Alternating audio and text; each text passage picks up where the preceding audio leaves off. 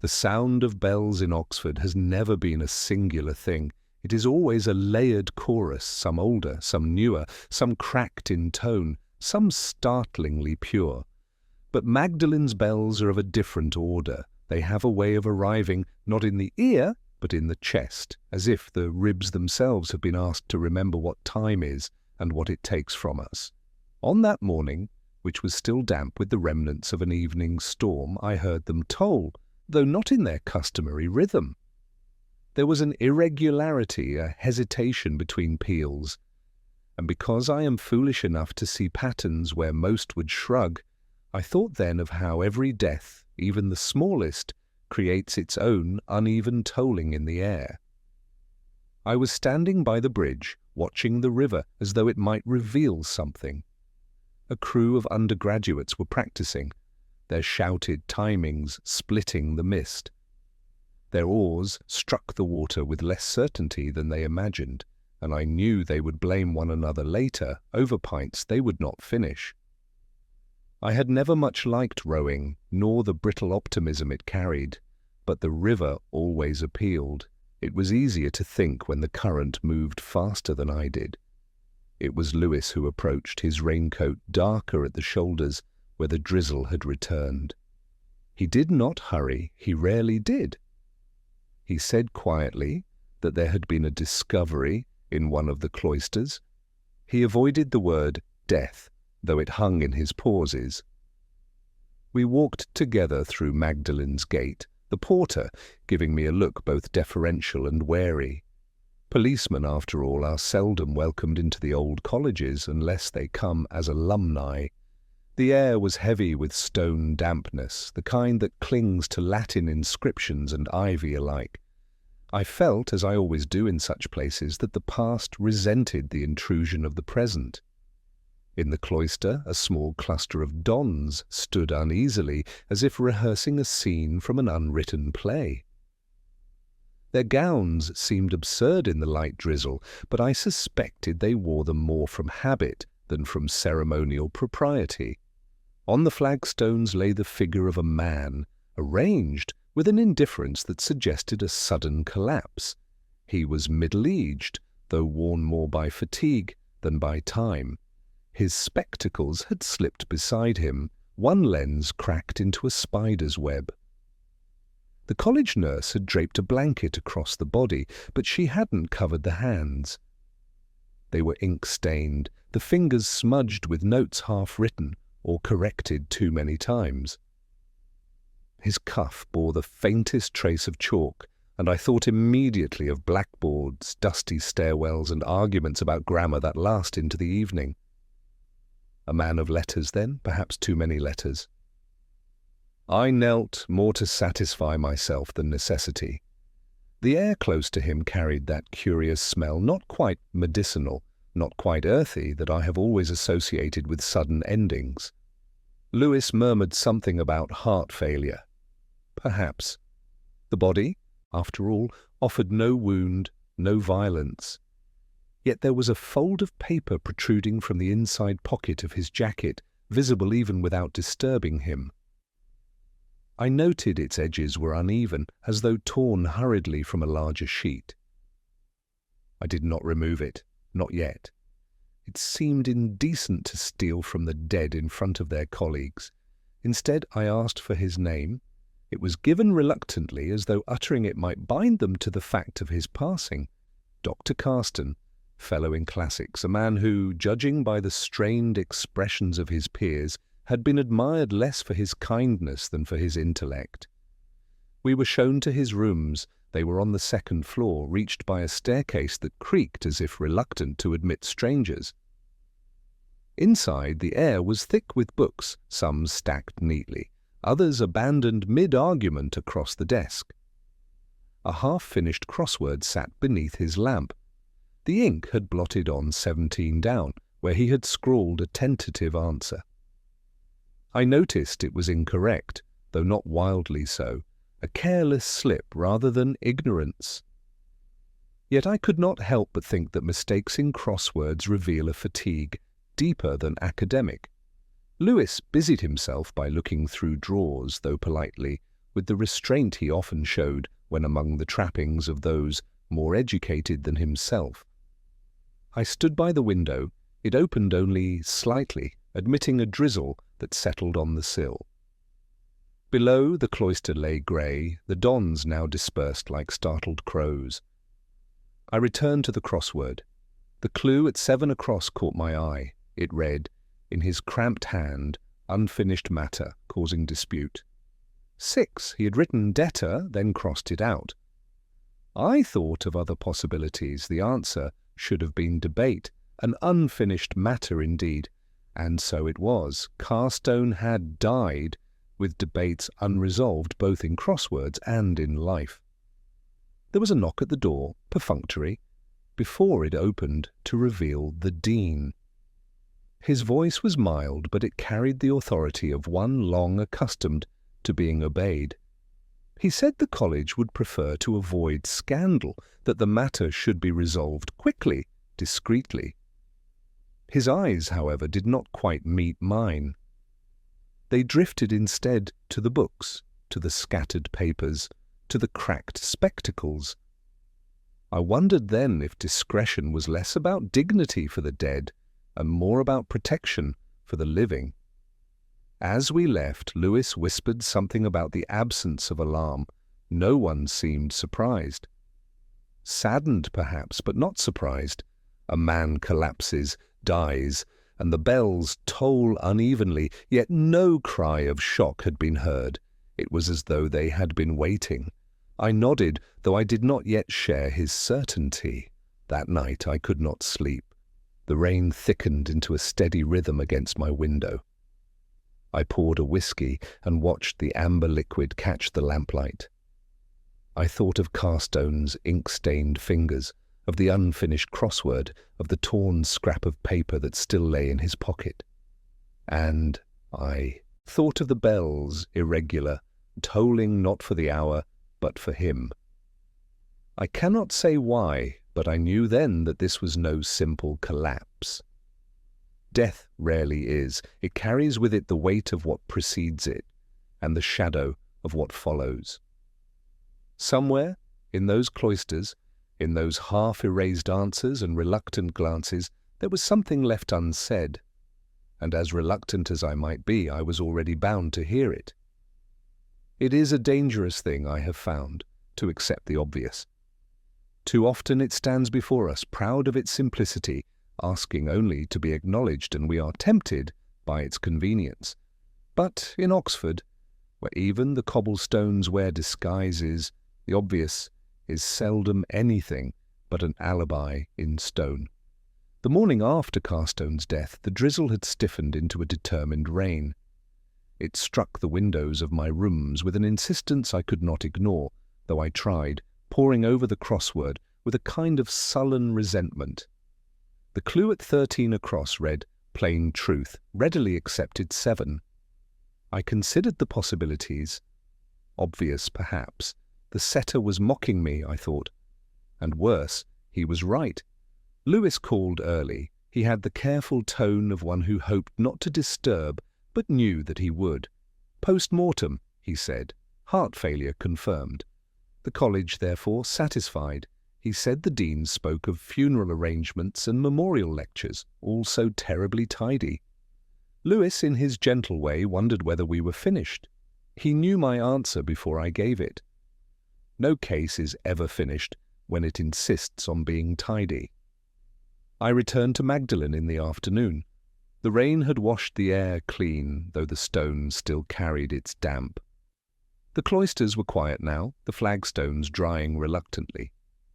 I imagined Carstone's body there, outlined in memory like a watermark on paper.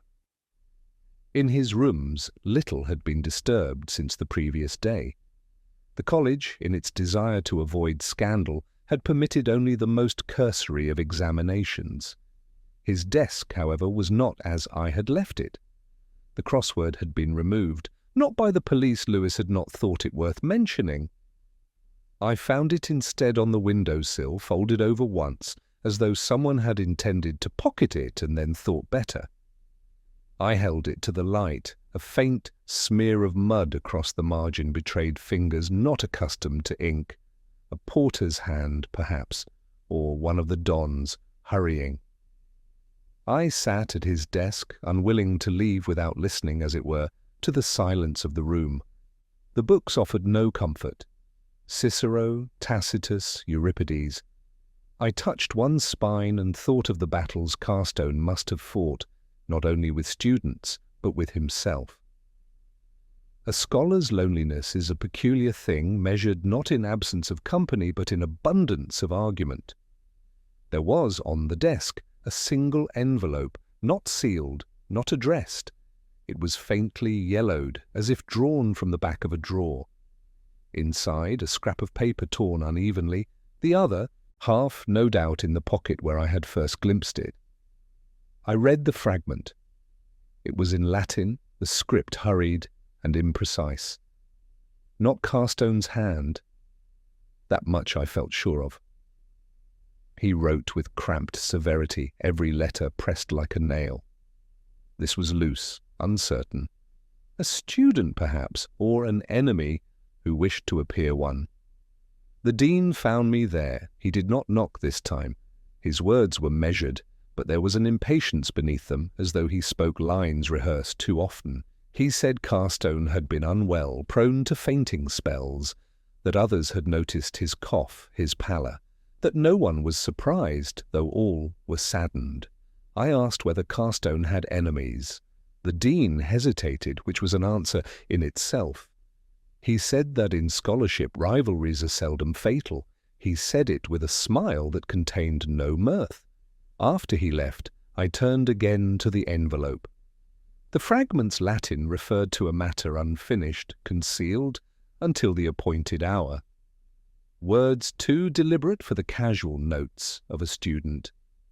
I considered how it had been placed, not hidden, but not displayed, left as a message for someone, but not for me. Lewis joined me later. He brought sandwiches, which I ignored, and a flask of tea, which I accepted. He said the nurse recalled seeing Carstone the evening before his death, walking with unsteady steps across the quad. He had waved her away, insisting he was fine. She noticed only that he carried no umbrella, though the rain was heavy. I thought of that. A man walking unshielded through rain he could easily have avoided. It struck me as stubborn, or distraction, or both.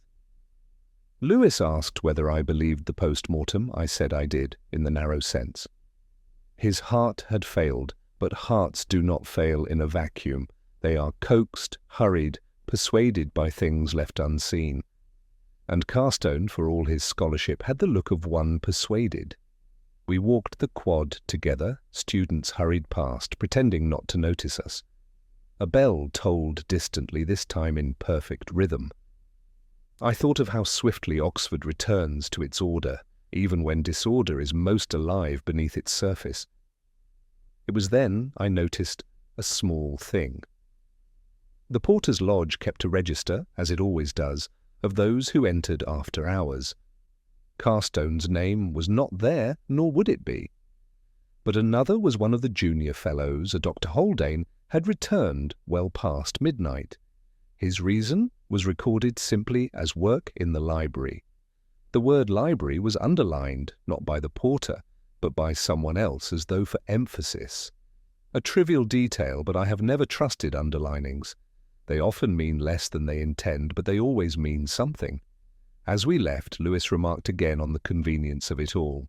A man dies of heart failure, a scholar known to be unwell, a community already prepared for grief. I agreed. Too convenient. And yet the obvious answer fits the crossword only until one notices the clue requires more. That night I returned once more to my room. I poured a whiskey and sat with the crossword unfolded before me. 13 across plain truth, readily accepted. 7, the answer of course was obvious, but written beneath in a faint second hand was another possibility. Illusion. 7 letters perfectly fitting and truer than the setter could have known. The rain subsided towards dawn. The bells did not toll. Yet I could not sleep. The obvious, I told myself, is always inconvenient, not because it misleads, but because it comforts. And comfort is the last thing truth ever gives us. The cloisters have always struck me as places designed not for prayer or reflection, but for silence of a more menacing kind. The way sound carries along their vaulted arches, turning a footstep into a warning, a whisper into a confession. Oxford builds them as though to remind us that nothing spoken here will ever truly disappear. On the day I returned to Magdalen's cloisters, the light was thin, drained of colour, the kind of light that renders stone colder than it already is. I had walked past the porter without ceremony. He gave me the faintest of nods, a recognition, not of respect, but of inevitability. Policemen come and go, but rumours remain, and it is rumours the colleges fear most. The flagstones where Carstone had fallen were still darker than the others, as though the rain had lingered out of sympathy. Students moved about their business with eyes fixed elsewhere, an unspoken pact not to glance at the place where scholarship had collapsed into mortality. Lewis was waiting for me, his figure slightly hunched against the damp, though his patience remained intact. He told me the dean had already instructed the fellows to speak as little as possible about Carstone's final hours. I told him that silence is rarely a cure. It is merely a more expensive form of noise. He half smiled, not entirely convinced. We walked slowly, our footsteps echoing in intervals that seemed to taunt us. I asked him to recall what the nurse had said to Carstone walking across the quad without an umbrella in the downpour. That detail had gnawed at me. No scholar of his habits, especially one perpetually weighed down with books and notes, would willingly allow them to be ruined. It was not courage, it was not negligence, it was something else perhaps. Or a rendezvous urgent enough to disregard comfort. The cloisters yielded few material clues, but they yielded atmosphere, and atmosphere is often the truer evidence. I stopped by a bench recessed into the wall. The stone's surface was marked with faint scratches, to anyone else meaningless, but to me they suggested a pattern, parallel lines as if something had been hastily dragged or placed there, a case perhaps, or a heavy folio. Not fresh, but recent enough that the rain had not erased them. Lewis crouched to look, his bulk out of place in that echoing corridor. He muttered that students often carved initials or dragged trunks. I shook my head. These were not idle marks, they carried intention. He sighed, knowing better than to press me, when my mind clung to some small thread. We continued to Carstone's rooms.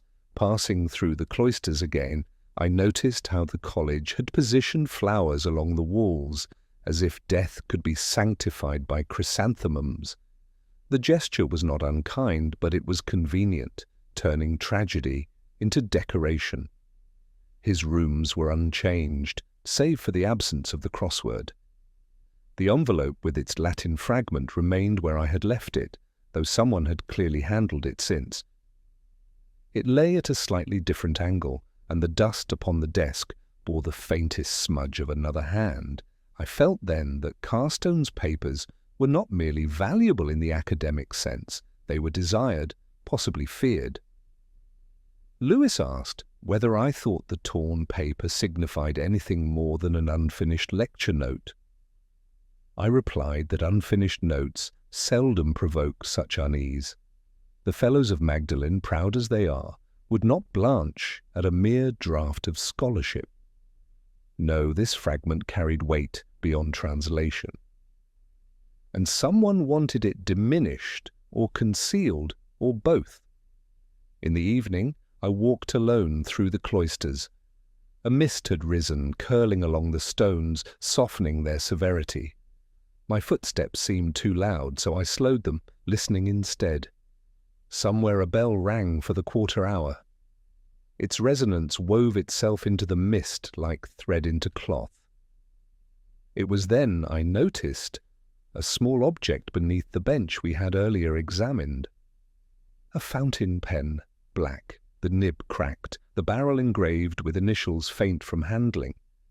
His pens were of another style, narrower, always polished. This one was left carelessly or abandoned in haste. I slipped it into my pocket. Later in my room I examined it under the lamp. The initials read J.H. I thought of the register I had seen, with Haldane returning late, underlining the word library. A trivial overlap, perhaps, yet I could not ignore it. Deductions seldom arrive with fanfare. They come like rain, drop by drop, until one realizes one is soaked. The crossword remained on my desk. I unfolded it once more, staring at the half-completed squares. A clue I had overlooked before caught my attention. Sheltered wall, concealing truth. 8 Carstone had not filled it in. But I know the answer now. Cloister, 8 letters, obviously, yet he had left it blank, as though unwilling to write what surrounded him daily, or as though the word itself had become unbearable. That night, I could not escape the cloisters. They followed me into thought, into sleep, into the silence between raindrops. I heard the echo of footsteps that might have been mine, or might have been another's. I felt the weight of flowers pressed against the stone. I thought of Carstone's unshielded walk in the rain, of the scratches on the bench, of the pen with its broken nib. All fragments waiting for alignment, but fragments resist alignment until forced, and I, unwilling as ever, was already bound to force them. The cloisters do not forget, though they pretend to, nor do I. There are times when an investigation does not advance by force, but by drift, when details rise to the surface like ink spreading through water. That day was one of them. Nothing declared itself, and yet everything whispered. I had grown accustomed to such days in Oxford, where silence is seldom empty, and every corridor carries an echo of things not said. The pen I had found beneath the cloister bench lay on my desk, its cracked nib like a wound that would not heal. The initials J.H. had circled in my mind all night, summoning the late return of Dr. Haldane. Yet the pen told me something else. Its scratches were faintly deeper than those of habitual note-taking. This pen had been pressed hard, as though the hand behind it carried not only words but weight. Lewis joined me early. He always did when he sensed my restlessness. He asked, half in jest, whether I had solved the crossword yet. I slid it towards him, pointing to 11 down, writer of truth. In delicate style 5, Carstone had left it blank. Lewis suggested a pen, then shrugged. Too short, he said. I told him the answer was scribe, yet I knew it was not the crossword setter who had failed. It was Carstone. He had left too many squares empty, as though the act of naming had become intolerable. We went again to his rooms. The air, heavy with the musk of books, carried something sharper that morning, the faintest trace of perfume. It was not recent, not strong enough to betray a clandestine meeting the night before his death, but it lingered on the edge of the room, woven into the fibres of curtains, the cushions on the old chair by the fire. I sat at his desk once more. The envelope with its torn fragments still lay open, but now, a detail I had missed, before the faint indentation of writing on the envelope itself, as if someone had used it as a rest for their hand. I tilted it to the light. The lines emerged slowly, ghostly, a looping script distinctly feminine. The letters curved with a flourish at their tails, unlike Carstone's cramped severity. A woman's hand, certainly. Lewis frowned when I showed him. He asked whether Carstone had corresponded often with women. I answered that scholars seldom confess such things in their bookshelves, though the shelves are sometimes the truest confidants. He muttered that we could ask the dean. I said the Dean would prefer the question never be asked. We walked through the quad. The rain had ceased, but the air still tasted of damp stone. Students drifted by, some whispering, some silent, all curious in their studied avoidance. I caught a glance from one young woman, no more than 20, her eyes darting quickly away when I met them. She carried papers close to her chest as if they were fragile. Lewis noticed as well. He asked whether I thought she knew anything. I said only that fear often reveals itself in sideways glances, never in words. He wanted to question her. I told him not yet. Fear needs room to breathe before it speaks. Back in my room that evening, I turned once more to the crossword. A clue at 21 across, she writes, but not in her own name 8. Carstone had scrawled something indecipherable, then crossed it out until the paper tore. The correct answer was a pseudonym, but his refusal to complete it, his violent obliteration of the attempt, disturbed me more than a blank square. It was then I took up the pen again, the one engraved with J.H.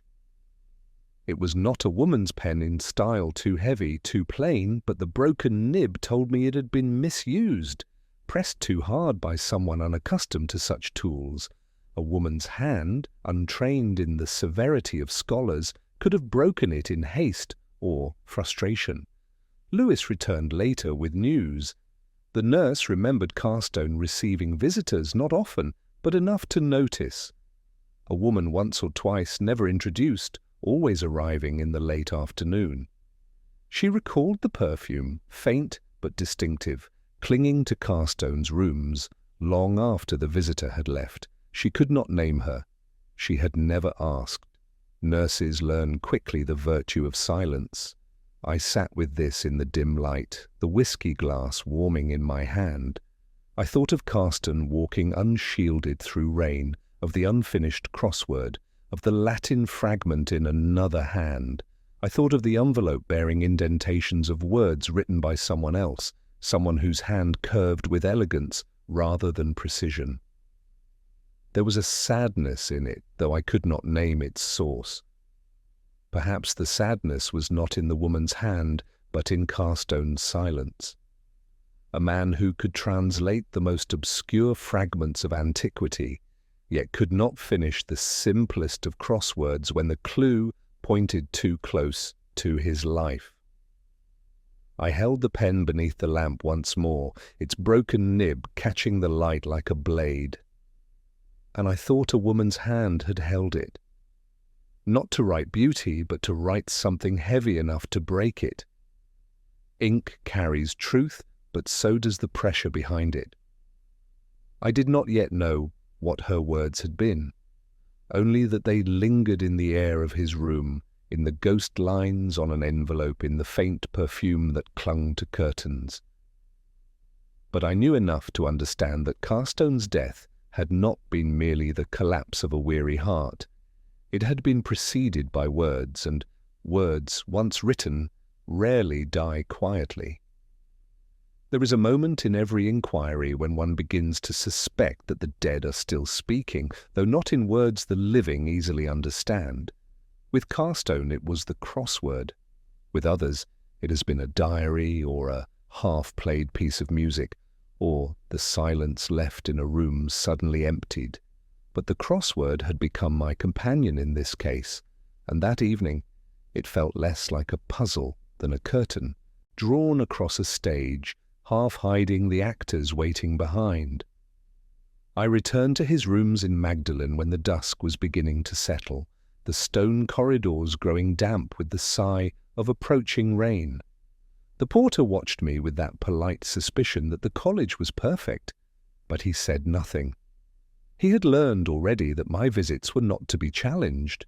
The curtains in Carstone's rooms were drawn, though it was not yet dark. It gave the space a muffled air, as though even the dust wished to keep quiet. I touched the fabric. It carried the faint perfume I had noticed before, lingering in the folds. Curtains are repositories of secrets. They absorb what words cannot. I stood there longer than I meant to, breathing it in until Lewis, who had joined me reluctantly, cleared his throat with a tactful impatience. We sat at Carstone's desk. The crossword, which I had retrieved from the window-sill, now lay open before me. I traced the squares with my finger, as though they might yield to touch what they refused in ink. The clue at 14 down read, "Veil drawn, truth concealed." 7. He had written nothing there. The answer, of course, was curtain. Too neat, too cruelly appropriate. And yet he had left it blank. Lewis remarked that perhaps Carstone had simply grown weary of the crossword. I said nothing. Weariness explains an unfinished supper, not a half-written puzzle for a man who had spent his life with words. His refusal to complete it was an act of meaning, though I could not yet say what meaning. I noticed again the envelope with its faint indentations, the ghost script of a woman's hand. It lay on the desk, unmoved, but now, beneath the lamplight, the impressions revealed more. Not whole words, only fragments, the tail of an S, the looping arch of an L, enough to suggest an intimacy of style. Lewis leaned over, frowning. He asked what I thought it said. I told him that it was not the content, but the pressure that mattered. Whoever wrote had pressed hard, as though the words themselves bore weight beyond their letters. We rose and walked through the rooms, searching for what might have been overlooked. Lewis pulled back one of the curtains, almost casually. Behind it, tucked between fabric and wall, was a folded scrap of paper. Damp from condensation, the ink smudged but still legible. A line written hastily, in the same feminine hand I had glimpsed before. The words were simple. It must end, nothing more. Lewis muttered that it could mean anything, a quarrel, a romance soured, even a lecture series concluded. I said that meaning lies less in the words themselves than in where they are found. To hide such a note behind a curtain suggested not an end of lectures, but of something more personal. We sat again, the room dimming as the evening thickened. I stared at the crossword. 14 down curtain, 21 across pseudonym, 7 across debate. All words pointing not outward but inward. It was as if the puzzle had been turned against its maker, refusing him the answers he most feared.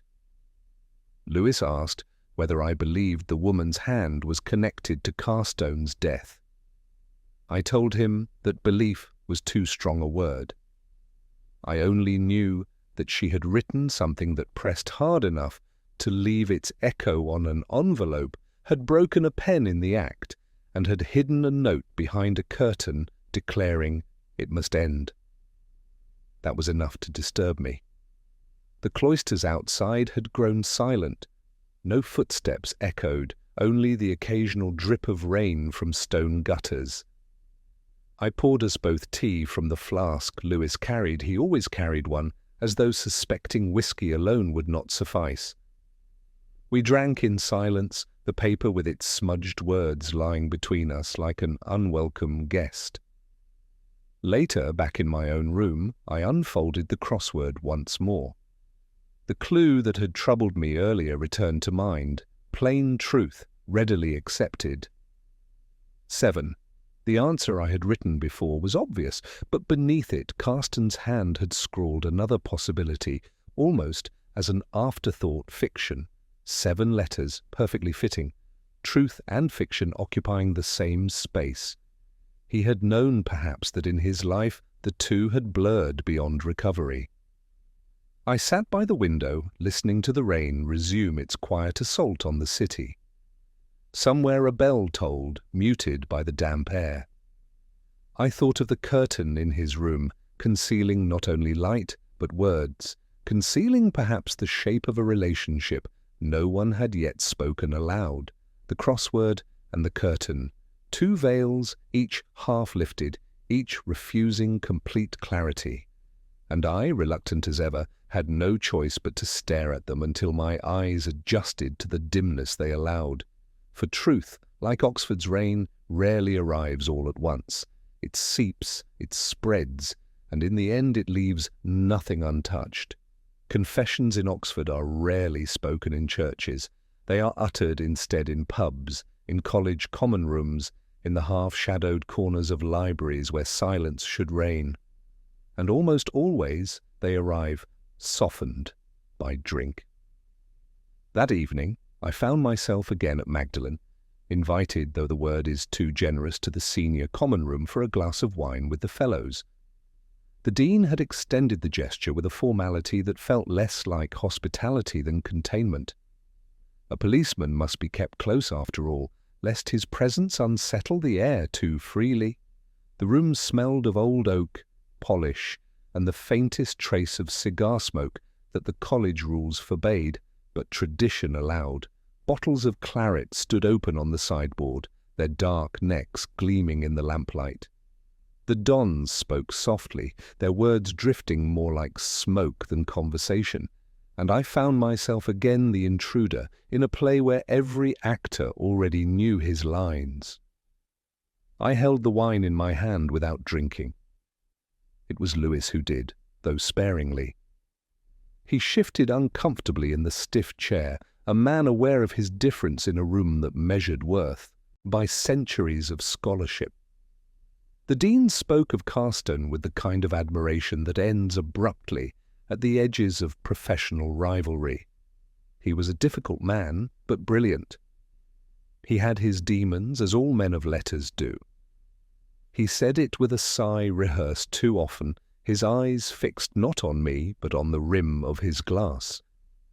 I asked whether Carstone had confided in anyone during his final weeks. The silence that followed was not long, but it was heavy. It was Haldane who broke it, the junior fellow whose name I had seen in the register. His voice was light, almost careless. Carstone had been troubled, he said, muttering of unfinished work, of letters he might yet destroy. He dismissed it as the melancholy of a man past his prime.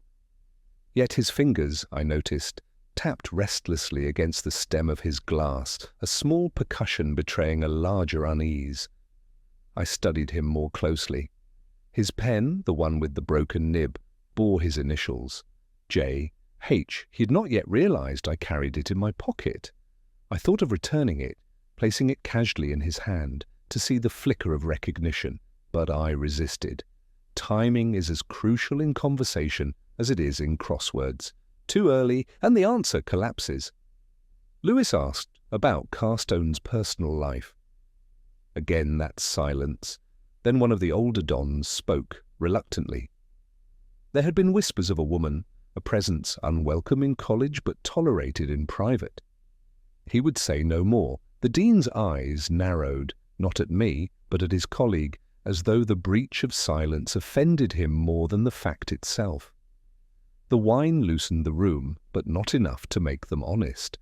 Academics confess in footnotes, never in conversation. Yet I watched their gestures, the way they glanced towards Haldane when certain words were spoken, the way Haldane avoided my gaze. His smile was too careful, his ease too studied. When the gathering dispersed, I lingered. The Dean approached me by the fire.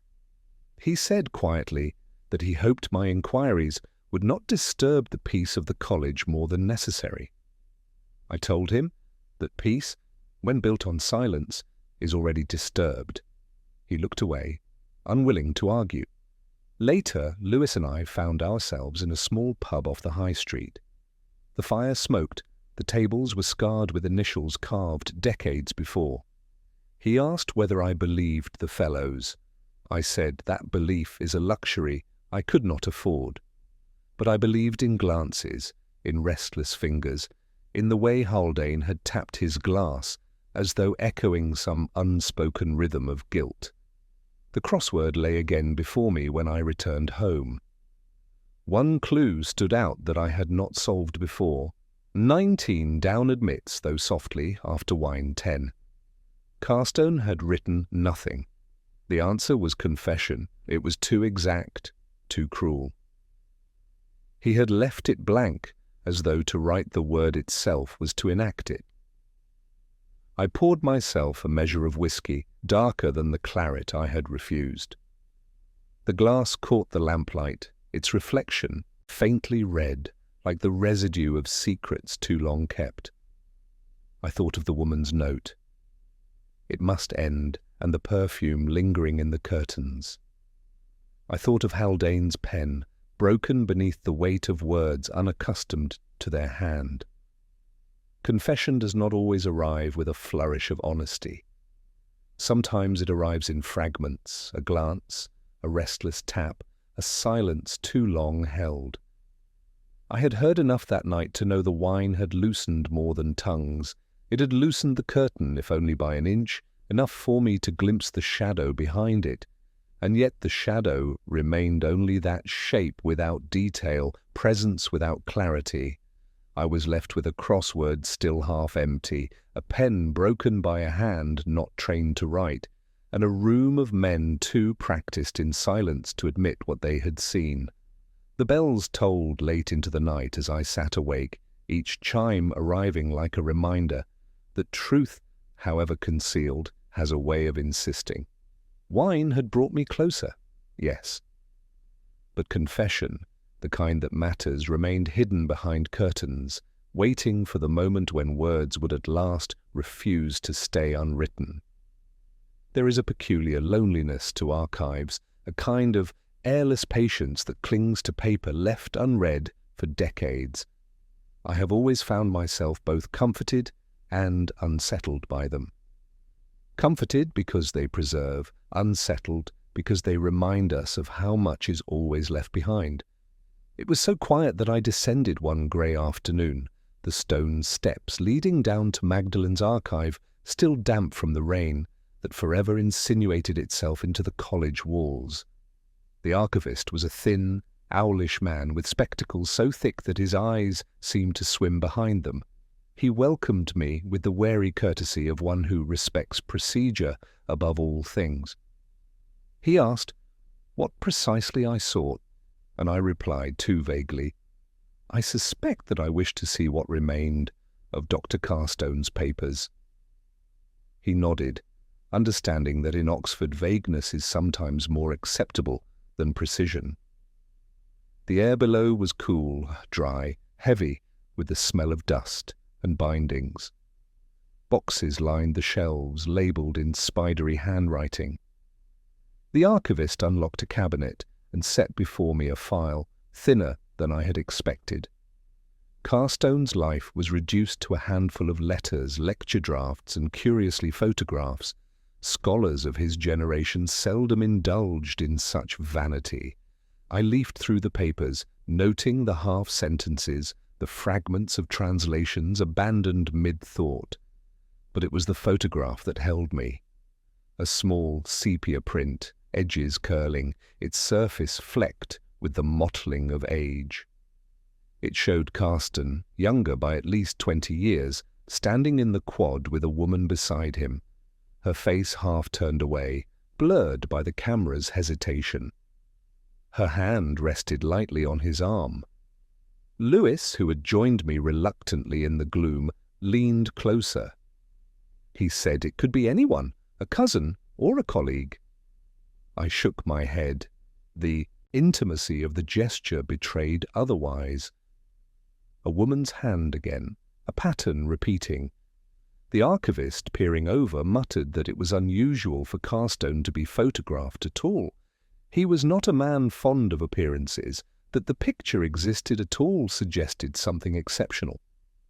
I turned it over. On the reverse, in faded ink, were 2 initials. M.L., not in Carstone's hand. The loops were too open, the strokes too generous. A woman's hand once more. Lewis asked who she might be. I had no answer, but the note behind the curtain "it must end" returned to me then with sharper clarity. Endings presume beginnings, and here perhaps was the beginning. I asked the archivist whether M.L. meant anything to him. He frowned, shook his head. He muttered about college alumni, about names that passed through briefly, forgotten in the tide of years. He promised to consult the registers.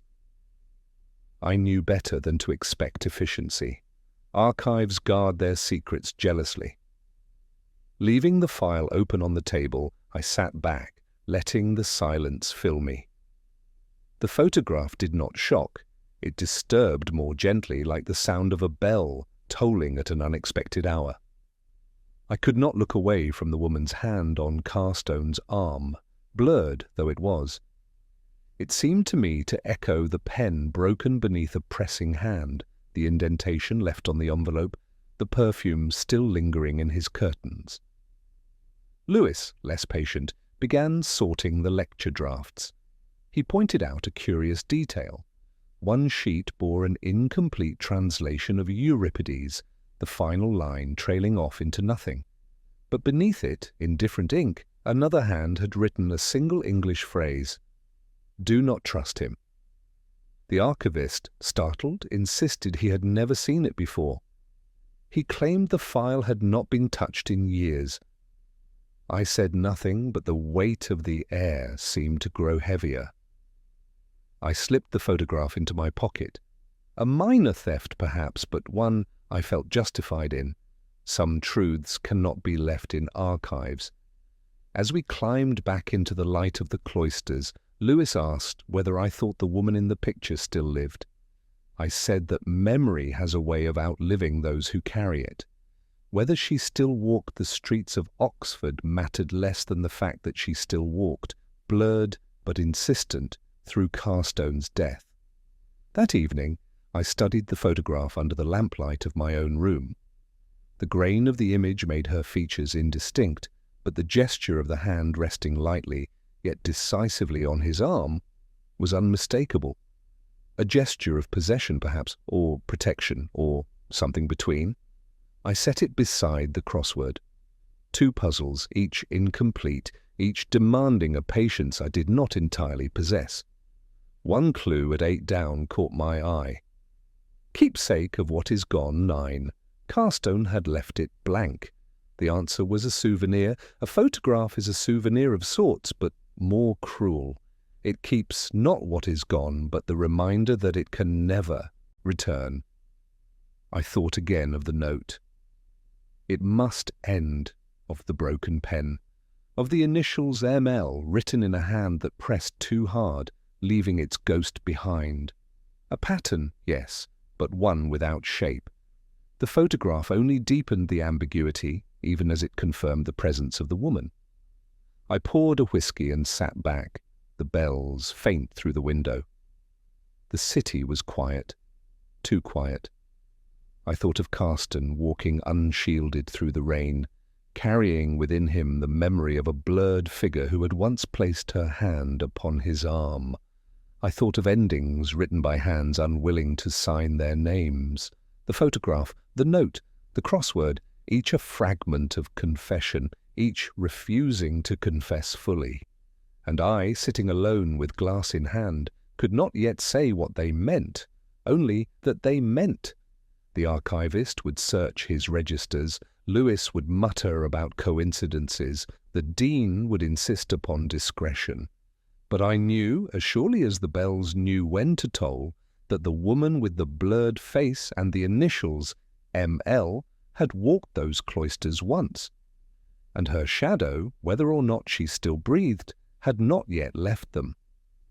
It is the curse of detectives, amateur or otherwise, to fall in love with conclusions before they are earned. Oxford, with its neat cloisters and symmetrical quads, tempts one to symmetry in thought, to answers that fit as snugly as stones in an arch. But truth, like ivy, grows askew. It wanders where it should not, and if one follows only the pattern, one is left staring at ruins draped in greenery. That evening I found myself sketching conclusions in the air, though I knew better. The photograph of Carstone and the blurred woman with her hand upon his arm lay on my desk beside the crossword, both whispering seductions of neatness. ML, initials faded on the reverse. The broken pen engraved JH the note behind the curtain. It must end. The temptation was clear: a woman abandoned, a rival jealous, a scholar undone. The elements arranged themselves as easily as the wine glasses in the senior common room. Too easily. Lewis arrived, bringing his usual flask of tea, the smell of which fought valiantly but hopelessly against the whisky already in my glass. He sat across from me, his patience tested by my silence. At last he asked whether we were any closer. I said only that conclusions were circling, like gulls over the river, but none yet dared to land, he pressed, as he often does. The woman in the photograph perhaps was still alive. Perhaps she had written the note. Perhaps Haldane, whose pen lay broken in my drawer, was her accomplice or rival. He spoke with the tidy eagerness of a man who wished the pieces would fall into place. I envied him that eagerness, but I told him the same thing I told myself: what is too tidy is never true. Later we returned to Magdalen, the rain easing into a thin mist. The cloisters glistened as though varnished. I paused beneath the arches, listening to the uneven rhythm of our footsteps. A porter passed us, eyes averted. I wondered what stories his silence concealed. We visited Carstone's rooms once more. I opened the curtains, allowing the mist's faint glow to creep in. The envelope still lay on the desk. I examined the indentations of the woman's hand again. Something I had overlooked before struck me then: the slant of the script. It leaned not right, as most feminine hands do, but leftward, hesitant, almost withdrawn. Not the script of confidence, but of restraint. A detail small enough to vanish unless one sought it. A detail, however, that whispered caution against hasty conclusions. Lewis busied himself at the shelves. He drew out a volume of Catullus, its margins filled with annotations. Among them, a phrase in English caught my eye, written not by Carstone, but again in that looping hand. It read, simply, "We deceive ourselves first." I thought of the crossword clue at 16 across, which Carstone had left unfinished. Self-deception, the scholar's undoing. 6, the answer was delusion, too apt, too merciless. He had refused to write it. We left the college in silence, our footsteps swallowed by the wet stones. The temptation to conclude pressed harder on me than the mist itself. A woman's hand, a hidden note, a broken pen, a restless fellow, all pointed in one direction. And yet something in me resisted, stubborn as the bells that toll out of rhythm. Back in my room, I unfolded the photograph once more. The woman's face blurred, her hand on Carstone's arm too clear. The initials ML mocked me with their neatness. Who was she? A student long vanished? A colleague unacknowledged? A lover who had decided, in her looping hand, that it must end? The narrative wrote itself in my mind, but I distrusted it. Stories that write themselves are often lies. I poured another measure, letting the whiskey burn its quiet path. The crossword lay before me like an adversary. One clue remained unsolved. 27 across, answer too simple, often wrong. 5. Carstone had written nothing. The solution, of course, was guess. He had resisted it too. Perhaps he, like me, had known the temptation of false conclusions. Perhaps he had feared that his life itself had been guessed at, rather than lived. Lewis had gone, leaving me in the company of the rain and my own doubts. I stared at the blurred photograph until my eyes ached, then at the crossword until the squares blurred into the same indistinctness. Both invited answers. Both resisted them. It was near midnight when the bells began again, their rhythm once more uneven. I thought then of Carstone walking across the quad without an umbrella, drenched yet unhurried. It was not despair, not resignation. It was a distraction. He had been thinking of words, of fragments, of photographs, of notes hidden behind curtains. He had been thinking of endings, and perhaps, too, of how easily others would leap to conclusions about him once he was gone. The Temptation of false conclusions is strong, stronger still in Oxford, where the architecture itself conspires to convince one of order. But I, sitting alone with a crossword and photograph, knew better. Too neat, too tempting, and in that neatness I sensed the shadow of what was truly concealed. I could not yet see it, only feel it, faintly, like the scent of perfume lingering in curtains long after the woman has left. Voices linger longer than faces. A photograph can blur with time, but the memory of a voice, the timbre, the hesitation, the cadence, returns unbidden at the most inconvenient of hours. And yet even voices deceive. One recalls them imperfectly, reshaping syllables to fit one's suspicions, mishearing meaning where there was none. I thought of this often in those days, when Carstone's silence seemed filled with echoes of voices I could not quite pin down. It began with a porter. He stopped me discreetly as I crossed the quad one rain-drenched morning, his cap pulled low. He said that a few nights before Carstone's death he had overheard him speaking in the cloisters. Not alone. A woman's voice, though faint, carried in the stone. The porter claimed he could not hear the words, only the tones, sharp, insistent, then softer, almost pleading. He could not describe her, for he had not dared step closer. He said it in the way porters do, as if discretion itself were a virtue. I thanked him, though I mistrusted his memory. The temptation to embroider is strongest when one believes oneself useful. Still the details unsettled me. A woman's voice, insistent, then pleading. It aligned too easily with the note behind the curtain. It must end. Lewis, when I told him, dismissed it as gossip. He said the porter may have heard nothing more than a student's quarrel. I let him say so. Yet later, when we sat together in Carstone's rooms, I asked him to close his eyes and imagine a voice calling across the cloisters. Did he not hear how the stone bent sound, distorting pitch, turning one tone into another? He opened his eyes and admitted it was possible to misremember, even to mishear entirely. That was the trouble with voices, they could not be retrieved as easily as ink upon paper. That afternoon we searched again among Carstone's books.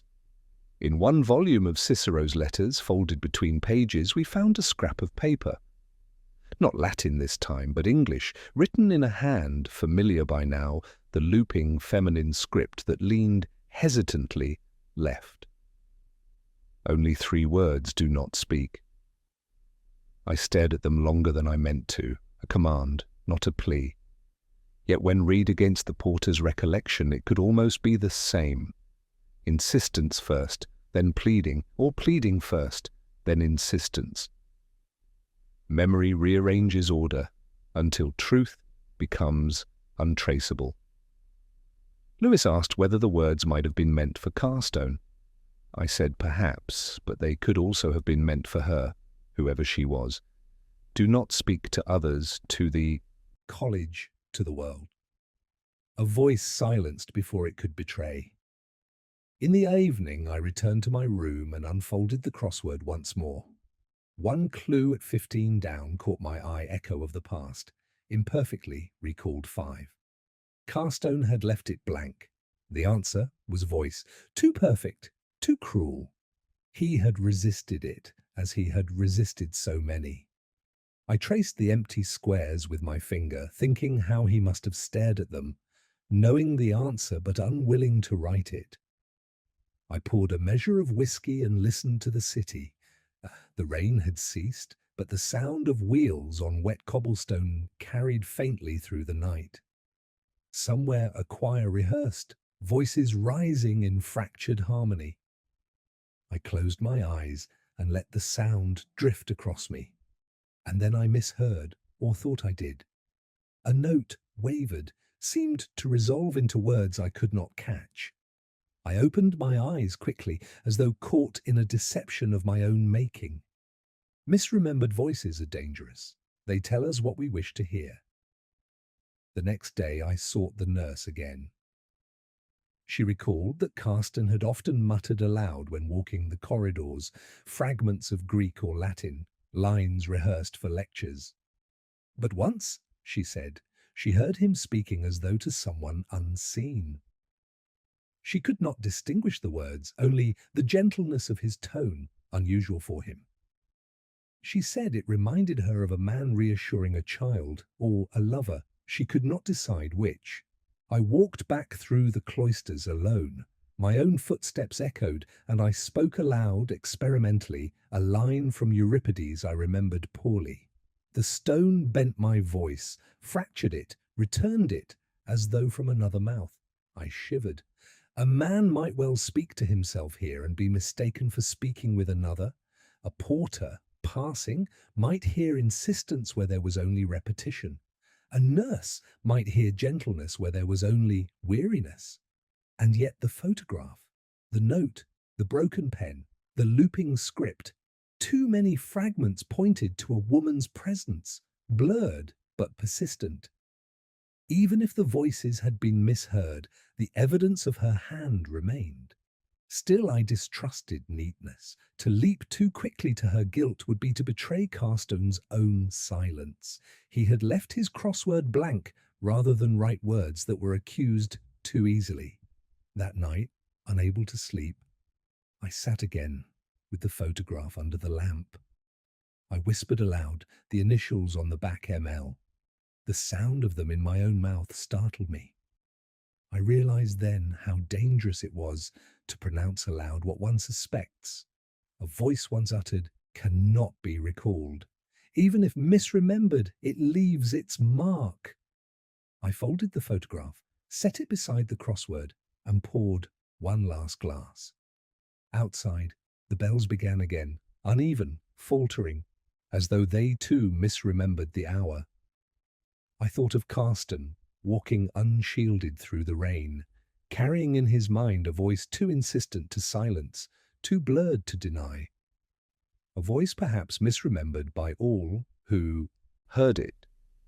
And I wondered, not for the first time, whether it was her voice I pursued at all, or only his own, returning to me through stone and silence, refusing still to confess what it meant. The older I grow, the more I distrust gatherings. They are meant, of course, to console, to provide the illusion that grief is lighter when shared. But in Oxford, such occasions serve more often to conceal than reveal. A gathering is a mask, and behind the murmur of polite phrases one hears only the silence of things left unsaid. The college had arranged a memorial for Carsten, as they were obliged to do. The chapel was half-lit, the air damp from rain carried in on coats and umbrellas. Candles guttered against the draught from the old door, and the organist played something subdued, a hymn stripped of its triumph. I sat in the back, Lewis beside me, both of us more observers than participants. The dons filed in with solemnity rehearsed through centuries. The dean spoke briefly, his words as carefully polished as the brass lectern. Carsten, he said, had devoted his life to truth. He paused on the word as though uncertain of it. Then he continued, describing scholarship, dedication, the tireless pursuit of knowledge, nothing of loneliness, nothing of whispers in the cloisters, nothing of a photograph folded and hidden away. I watched the faces more than I listened. Grief shows itself rarely in words. It reveals itself in the twitch of a hand, the restless shifting of eyes. Haldane sat stiffly, his expression too composed. Once he raised his hand to his collar, adjusting it though it needed no adjustment. A small betrayal of unease. Near the front, a young woman sat, her papers clutched tightly against her chest. She looked down throughout, never once meeting the dean's gaze. I thought of the perfume lingering in Carsten's curtains. After the service we gathered in the hall. Wine was poured, bread set out. The noise rose, gentle at first, then more insistent, like bees disturbed. I stood aside, listening. Fragments of conversation drifted unfinished work, a lecture never delivered, a legacy uncertain. All in the past, tense already, as though Carstone had been erased as quickly as the chalk dust he left on his cuffs. It was Lewis who noticed her first, a woman, older than the students, younger than the dons standing near the fire. Her hair pinned simply, her posture both composed and weary. She spoke with one of the fellows, her voice low, measured. I felt a tug of recognition, though not of her face or her presence. The photograph blurred into life before me. The initials ML whispered themselves in my mind. I approached without hurry. Her eyes lifted to mine with a flicker that betrayed more memory than she intended. She said she had known Carstone once, long ago. Her voice carried that faint leftward slant I had seen in her handwriting, hesitant, restrained, yet unmistakable. A woman's hand in ink, now a woman's voice, in the air. She said she had come not to be seen, but to remember. Lewis, tactful, drifted away. The Dean, however, noticed our conversation from across the room, his eyes narrowing. He moved toward us, then thought better, retreating to his circle of fellows. Silence has its guardians, and he was one. She told me, though not in full sentences, that Carstone had once promised, and then withdrawn. Those words had been written, then erased. That she had asked for an ending, not out of anger, but necessity. I asked about the note behind the curtain. She did not answer, only looked away. I asked about the photograph. She said nothing, but her hand tightened on the glass she held, as though memory itself were too heavy. The room swelled with talk, laughter even, as though death could be dissolved in wine. I withdrew, leaving her by the fire. Some truths cannot be pressed in public. Later, in Carstone's rooms, I sat once more at his desk. The crossword still lay open, the squares waiting. I studied the final unsolved clue. 23 down gathering, concealing truth beneath its surface. 7 he had written nothing. The answer, of course, was meeting, or perhaps masking, both fitted, both cruelly apt. He had left it blank, as though to say that gatherings reveal nothing. Lewis asked whether I believed her the woman by the fire. I told him belief was a word I avoided. She had spoken little, but her silence had spoken more. The hand in the photograph, the note in the curtain, the broken nib, all hers.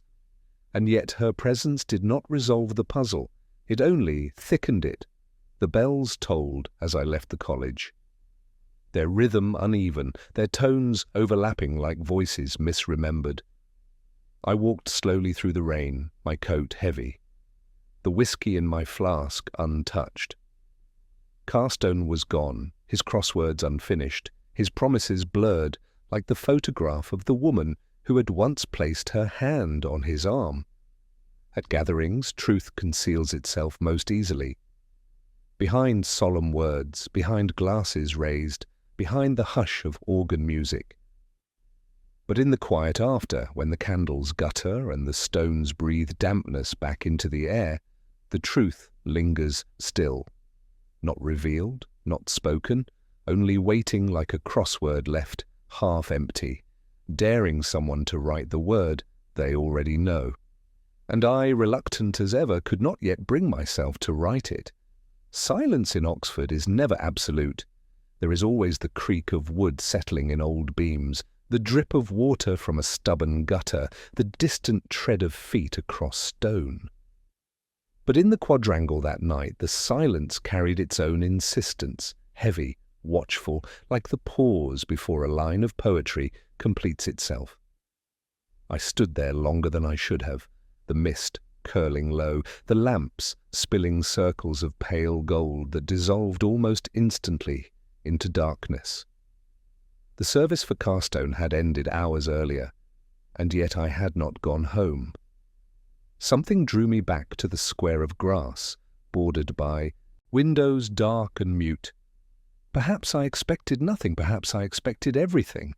Lewis had left, grumbling about the cold, but he knew I would stay. He always knew. I paced the perimeter slowly, my steps uneven against the stones. The flagstones still bore faint dampness where Carston had collapsed. No flowers remained. They had been removed discreetly, as if grief too obviously embarrassed the college. Only the silence was left, and the echo of questions not yet asked. I thought of the woman by the fire, her eyes lifting to mine with that fleeting recognition she had not meant to betray. I thought of her hand, blurred in the photograph, curved against Carston's arm. Of the note hidden in the curtain, it must end. Of the broken nib that had pressed too hard, leaving its wound in metal and paper. Each fragment has an answer, each fragment dissolving into another question. The bells began their slow toll. Not regular, never regular. Their hesitations and overlaps sounded that night like voices interrupting one another, conversations half heard. I closed my eyes and let the sound move through me. I remembered the porter's claim that a woman's voice was sharp, then pleading. I remembered the nurse's gentleness, unusual in Carston, as though speaking to someone unseen. Memory distorts, sound bends, truth slips. I walked to the bench in the cloister where I had once found the pen. I sat the stone cold even through my coat. From there the quadrangle seemed wider, emptier.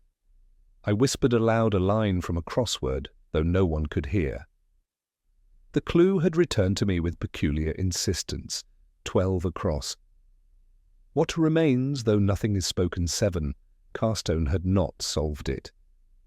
I murmured the answer into the mist. Silence. 7 letters, inevitable.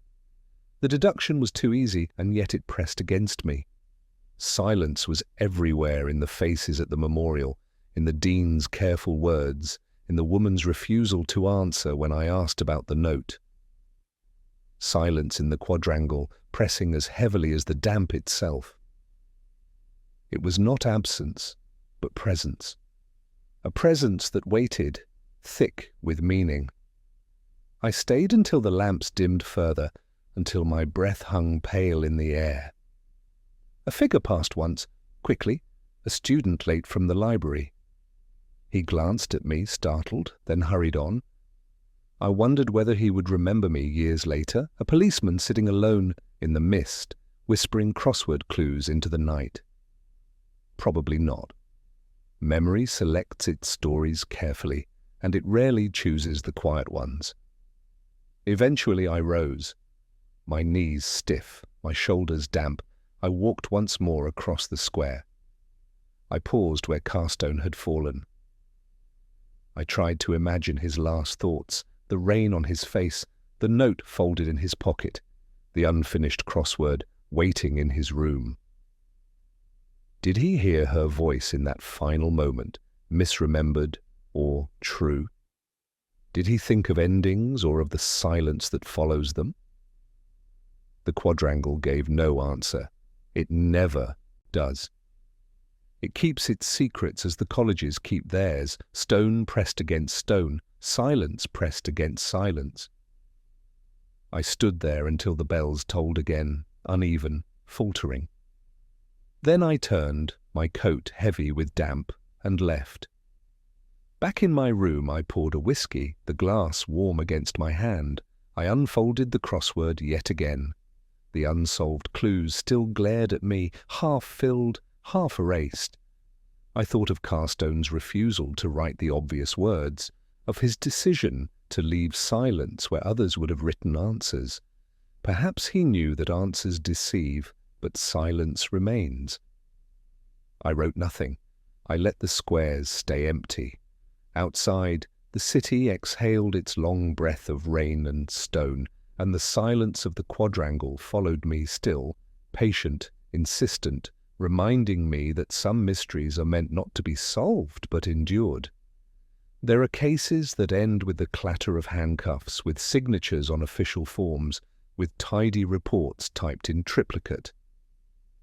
And then there are cases that end as they began, with silence, with ambiguity, with a single line of verse that refuses to leave the mind. Carstone's death belonged to the latter. I should have known it from the first toll of the bells at Magdalen, their rhythm hesitant, as though already mourning what clarity would never come. It was in his room, on my final visit, that I found it. The lamp still stood where I had left it.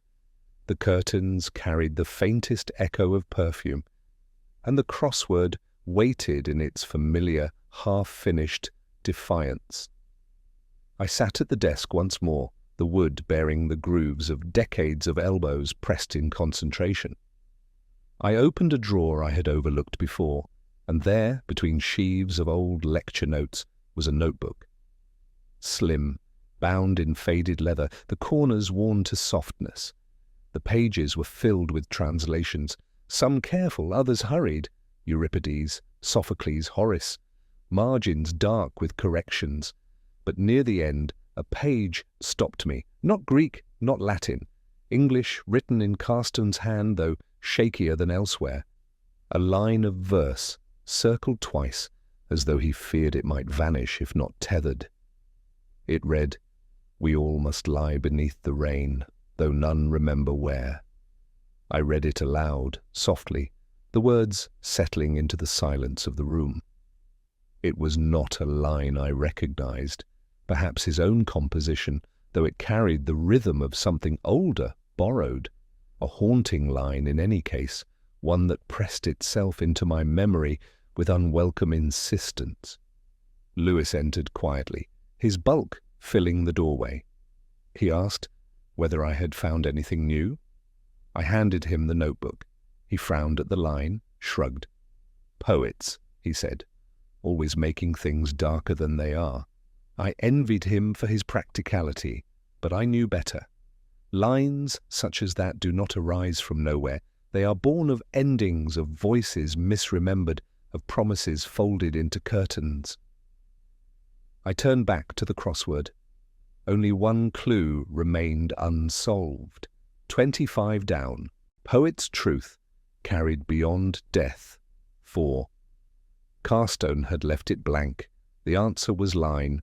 Too simple, too cruel. He had circled his own line in his notebook, but he had refused to write it into the puzzle. I felt then that he had lived his last days circling words, fearing them, never daring to fix them in place.